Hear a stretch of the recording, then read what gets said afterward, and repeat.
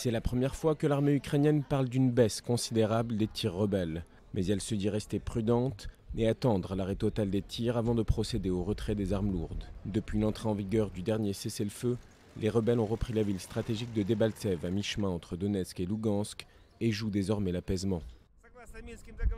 J'ai reçu un ordre et je l'applique en fonction des accords de Minsk. Nous retirons une division d'obus à 100 km de sa base permanente. Si le côté ukrainien ne respecte pas les accords de Minsk, je pense qu'il ne nous faudrait qu'une heure pour revenir et répliquer en utilisant toutes nos armes.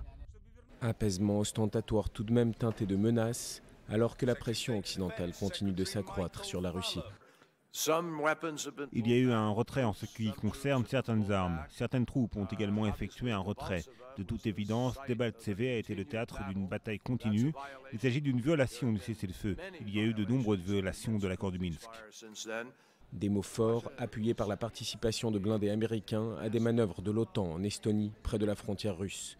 Une participation qui fait suite à de vastes manœuvres militaires russes ce mardi, impliquant 2000 soldats dans une zone également frontalière de l'Estonie. La pression monte donc d'un cran sur les Russes, malgré la déception du gouvernement ukrainien face à la non-condamnation européenne de la prise de Debaltsev il y a une semaine. Accolée au territoire russe de Kaliningrad, la Lituanie a annoncé mardi son intention de rétablir temporairement le service militaire obligatoire.